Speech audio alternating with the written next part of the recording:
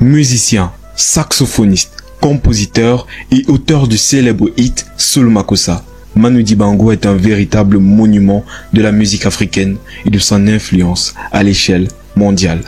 Bien qu'il nous ait quitté le 24 mars 2020, son parcours, sa détermination et son immense passion pour la musique ne cesseront d'inspirer les générations à venir. Bienvenue dans la success story de Manu Dibango. Alors qu'on est en plein mois de décembre, sous une chaleur brûlante comme seule Douala, capitale économique du Cameroun, en a le secret, les cris d'un nouveau-né se font entendre dans un hôpital de la place. C'est un petit garçon. Et c'est officiel. Il va s'appeler Emmanuel Djoké Dibango. Nous sommes alors le 12 décembre 1933 quand Manu Dibango voit le jour. Il grandit à peu près comme tous les enfants de son âge à cette époque, dans un pays noir, en Afrique, dirigé ou en partie par des colons. Il a une enfance plutôt calme, avec un destin déjà tout tracé.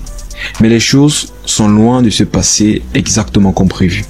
On est alors en 1949 quand le père de Manu prend une décision qui va complètement changer le cours des choses. Non seulement pour Manu, mais également pour le monde entier. Il décide alors d'envoyer Manu Dibango poursuivre ses études en France. Manu a alors 15 ans et il est tout excité par la nouvelle. Bien qu'il soit un peu anxieux à l'idée d'aller vivre aussi loin de sa famille. Mais ce n'est pas ça qui va empêcher le meilleur saxophoniste du monde de poursuivre son aventure. Il se met donc en route, ou dois-je dire, à la mer, car à cette époque, il n'y avait pas encore de lignes aériennes.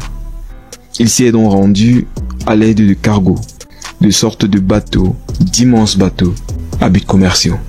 Et c'est 21 jours après son départ que Manu arriva enfin en France. Jusqu'ici, tout va bien. C'est l'histoire classique du petit Africain qui sera en France pour étudier, trouver du travail et fonder sa petite famille. Mais vous vous en doutez certainement, les choses ne se dérouleront pas comme prévu. Car Manu fera une rencontre qui va changer sa vie, celle avec la musique. Manu Dibango est donc en France. Dans l'établissement qu'il fréquente, il est l'élève modèle, curieux et qui suit ses cours comme tous les autres élèves. Du moins, c'est ce que son père pense.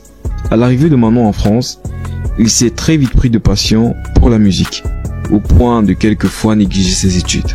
Il touche donc à toutes sortes d'instruments, de la guitare, de la flûte, du piano, avant de se ranger vers son instrument préféré. Oui, vous l'aurez deviné, le saxophone. Malgré son jeune âge, Manu est plutôt doué, ou devrais-je dire, est très doué. Mais un problème se pose.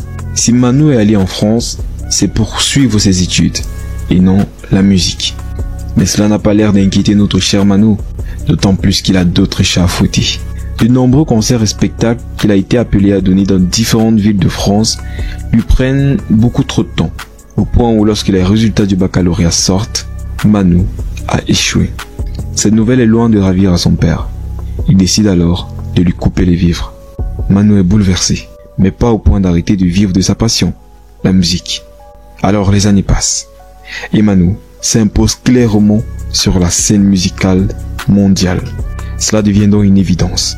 Même pour son père, Manu Dibango est un vrai maître dans la matière. Il nous fait découvrir un autre style musical, un style au rythme africain décoré d'une influence occidentale. Et Manu sait très bien manier ce mélange. On est donc en 1973, lors de la sortie du célèbre hit Soul Makossa.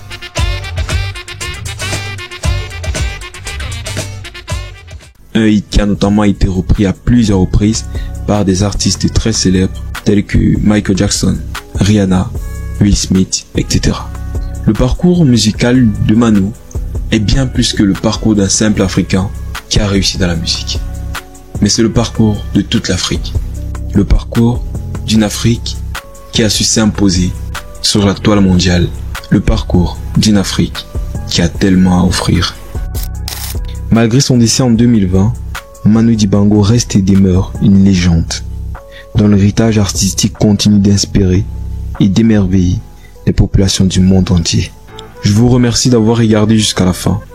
C'était la success story de Manu Dibango.